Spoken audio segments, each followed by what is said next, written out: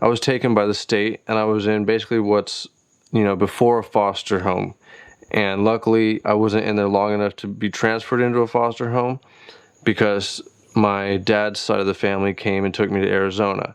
But being taken by the state, it was probably the most depressed and worst that I've ever felt in my life. All right, conscious creators. Today, we're going to talk about one of the key elements to change your life. Now, I address you guys as conscious creators because we are always creating 24/7. And most of the time, it's with our subconscious mind. And it's my intent to bring us all a little bit closer to consciously create our life. One of the key elements to doing that is to be in control of our emotions, to have emotional intelligence, to let our emotions guide us and not hinder us. So it's very important, in my opinion, that we go back and look at our traumas, our past.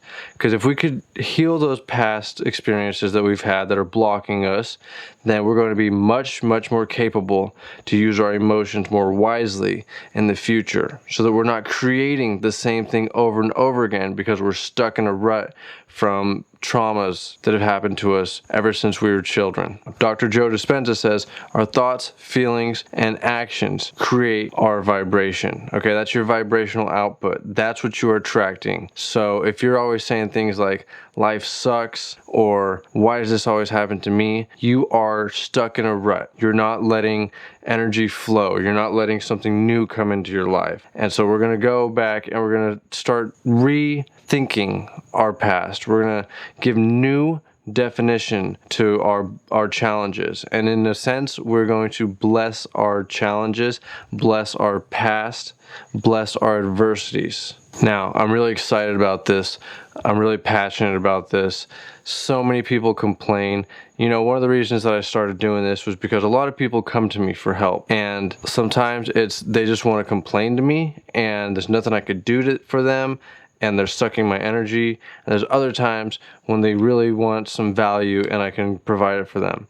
And through these videos, I felt like I could expand and help more people. So if you're always complaining and you don't want to change and you're blaming everyone else, then this might trigger something in you. And if it triggers something inside of you, don't get mad at me. Examine that thought. It's time to look at that emotion under a microscope and figure out why you feel that way. So I'm going to start by telling you guys my past, my story, and how I've changed my perception to a lot of my childhood traumas to be my greatest blessings. Now, I'll tell you right off the bat that I was born into a lot of adversity. I was born into a lot of darkness. Now, this is not to brag. This is not something to brag about. There are people who have been born into a lot worse conditions than I have, and they've gone a lot further than I have. And those people inspire me, and they should inspire you too, because whatever you've been through, whatever you're going through, there's someone in history who has been through worse and has come out better. And those are our heroes. Those are the ones that we're going to really look up to their good qualities, and we're going to try and get those qualities within our own personality so that we can grow too. And wherever your story starts is not where your life ends. That is just the beginning. Let this be a launching pad for you. Napoleon Hill mentions that every bad circumstance, every negative circumstance has a seed of equivalence for something good to come out of it. And it is up to us to find that seed, to plant that seed, and to nurture that seed. So one of my earliest childhood memories was being a little kid, had to be 3 or younger. Those are my earliest childhood memories where everything's foggy, but you remember these scenarios and the emotions involved. And I remember being with my sister, and whenever these certain individuals would enter our house, they would come visit, me and her would hide, and we knew that these people were not good people. And as a little kid, you don't know why, but you're kind of like an animal at that state. You're very you feel with energy. You don't know why you feel the way that you do, but you know that you feel the way that you do is because your strong intuition is there. Your soul is still living. And those individuals just so happen to be drug dealers. So I was born into poverty to 2 parents who had their own addictions and their own problems. Now, I'm going to break away real quick and just let you know that all of our parents were trying their best. Even if trying their best was falling on their face, you have to forgive them. Now, let me give a little back history to them. My dad, his father hung himself, and he found him in the closet when he was just a boy. And my mom, her father left her and her family at a very young age. Her mother was a single mother working in casinos. They had their trauma, and they didn't deal with it in the most healthy way. And I don't blame them at all. So then, next big thing that kind of happens in my life, at the age of 8, my parents went to jail, and I was taken by the state, and I was in basically what's, before a foster home. And luckily, I wasn't in there long enough to be transferred into a foster home because my dad's side of the family came and took me to Arizona. But being taken by the state, it was probably the most depressed and worst that I've ever felt in my life. Now I get to Arizona, and things aren't much better there. I don't get along with a lot of the other kids. I'm bullied at school heavily, and I'm basically just turned into this little depressed ball of child. I took that and I made that my personality, and I kept that with me. And so now you see these emotions start to form my personality. At the age of 13, 12, I find marijuana, and it is the best thing that's ever happened to me. And I start smoking heavily. I'm smoking before school, during school, and after school. And anyone that knows about plant medicine, yes, it can be useful, but too much of anything is a bad thing. And for many, many years, I let it hinder my life. So now, I'm a little bit older. I'm about 16. I'm dabbling in other drugs. I'm drinking all the time. I'm partying lots. I'm in a rock band, and using that as an excuse to, for all of my negative habits. And as you can see, I'm starting to take on some of these traits of my adversity, right? Now I am dabbling into addiction. And at one point, it was my sister's birthday party, and she had some people over that weren't really good people. And basically what happened is a big fight broke out. People were shooting guns, and I went outside to go bring my sister back in. They were in the streets, and in doing so, I was hit by a car, and I was squashed in between a parked car and a moving car. All I remember is seeing lights, being blacked out, coming to, being in between two cars, being blacked out, and then waking up looking at the sky. And everyone that saw me thought that I was going to be paralyzed. Luckily, I just got out of there with a really broken ankle. I now have 2 plates in my ankle and 16 screws. And so this led me down a path of why did this happen to me? I was very victim mentality. And I didn't believe in karma. I started losing faith in any kind of creator. This would scar me even deeper, and then I start getting a girlfriend, and my first girlfriend ever, she ends up cheating on me with my best friend who was in my band. And these are just, things that I'm just using to play the victim card, right? Life sucks. This is just the way it is. It's just a succession of shitty circumstances, and then you die. Break away for a second. For every adversity that I have, I can also name a blessing. But you don't focus on the blessings, do you? You don't focus on the good days. You focus always on the bad days. Those ones speak so much louder to you. Now, I would continue my negative habits, and then finally some more things happened in my life, and my father passed away from cancer, and that hit me really hard, and I just went even deeper into depression. And I always was drawn to the light. Even though I was surrounded by darkness, indulging in darkness, intoxicated by darkness, my soul wanted out of that. I was baptized 3 different times in 3 different scenarios. For whatever reason, I just knew that there was something bigger and better. For my path, I believe that I was born into this darkness because I had to find the light and be able to share that light and be a light in dark times. Now, when I was hit by that car when I was 16, my parents believed that they couldn't afford a lawyer. The person basically got off without any jurisdiction, and that just sent me even deeper into the world's against me. My life sucks. But after my father died and I started hitting rock bottom, I started making changes because there was only one way to go, and that was up. I started doing healthy things for myself. I started working out. I started meditating. I started doing affirmations. And even though I was still indulging in a lot of negative things, there came a point when I pretty much, stopped doing a lot of those negative things. And over time, over the course of about 3 years, I stopped doing hard drugs. I'd still smoke weed. I stopped hanging out in bars and places like that with very low vibrations, and I started meditating a lot more. And through meditation, I was able to change my perception of all the things that happened, and I started falling in love with life. I realized that all those things in my past were blessings in disguise, and that they brought me to where I am today. And now, when challenges come up in my life, I'm able to deal with them from a higher level, from a different perception, not from a victim mentality. Strength doesn't make us powerful. Perception makes us powerful. You can have two siblings, that are born in the same household, and they will go very different paths. One might continue in adversity and stay stuck, be poor their whole life and do drugs or, be in a sex trade or anything negative, continue abusing others. And another might become very successful and have a, healthy family and a healthy relationship and be wealthy. And so you have to understand, what happened there? They experienced the same adversity. And what was the difference? It was their perception of how they used that. Did they use it to hinder them, or did they use it to grow? I had a lot of adversity, but I also had a lot of blessings, and my parents did their best, and I love them.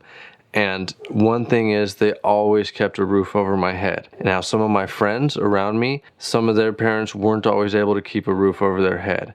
And oftentimes, I have friends who lived in cars or would live with us. My parents had a very big heart, and they would take in kids or even families sometimes for a night or two and help them get back on their feet. And I see it. Some of these kids take their wounds and they baby their wounds. Other people, they heal their wounds and they use them to grow. So what trauma are you letting hinder your life? What are you letting that happened so long ago, that was so horrible, affect you to this day? And can we change that perception? Can we make it so that that could be your greatest blessing? If you're born into poverty, let this be the way that you make your riches. If you were born into a family of addiction, make sure that you are clean and sober. You heal yourself, you heal your family, okay?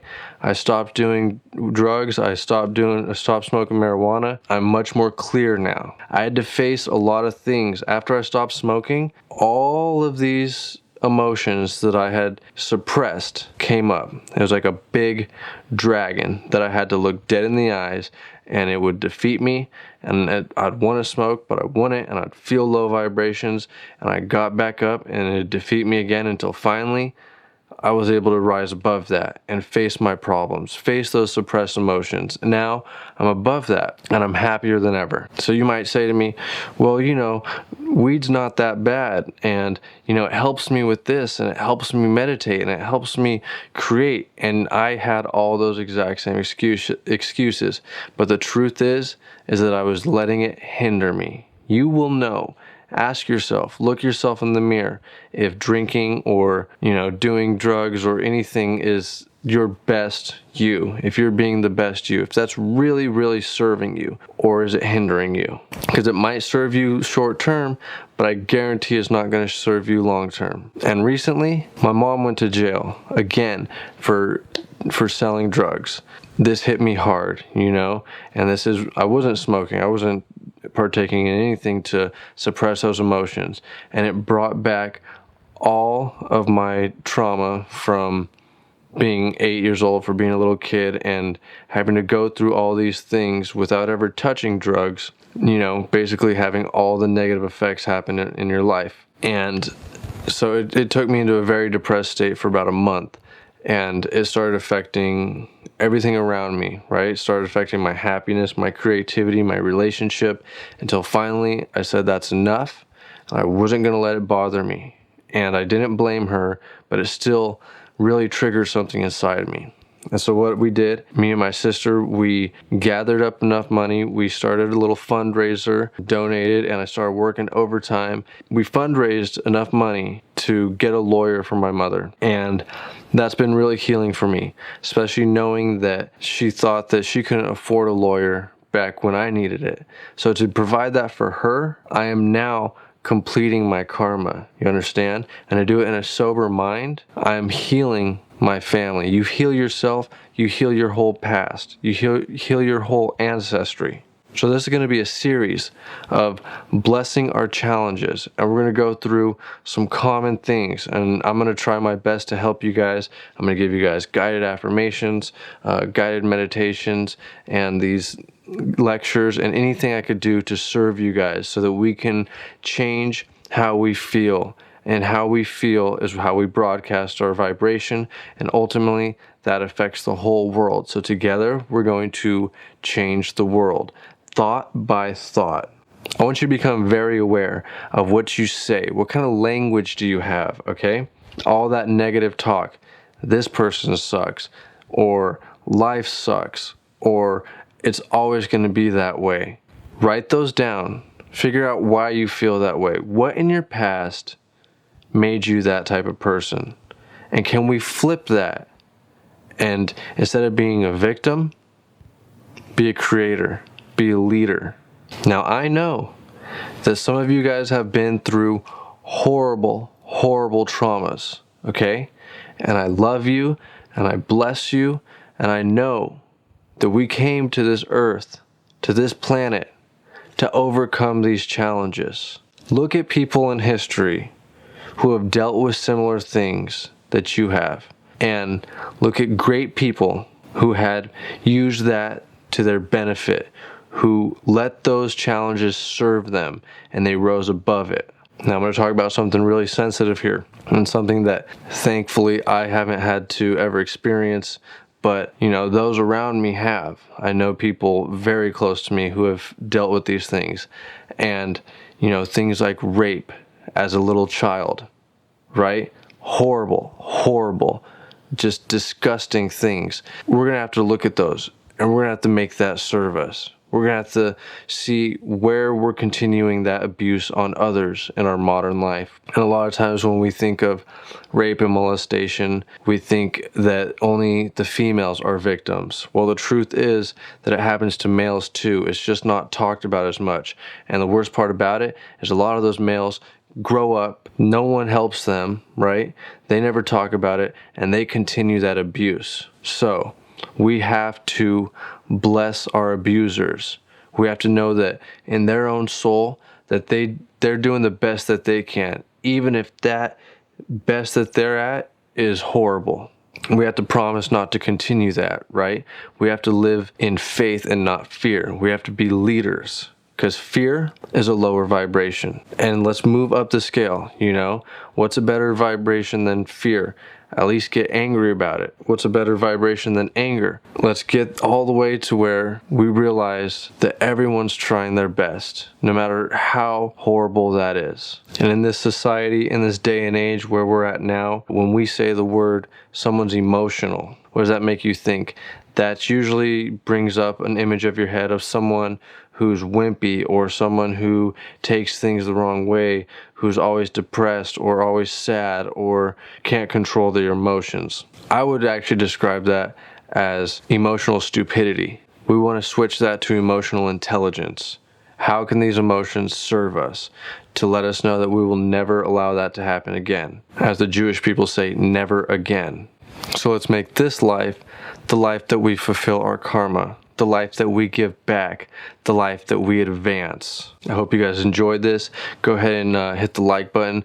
Leave a comment of how you are going to use your adversity as your greatest asset. This is the first part of blessing your challenges, and the next one will be coming on the screen right now.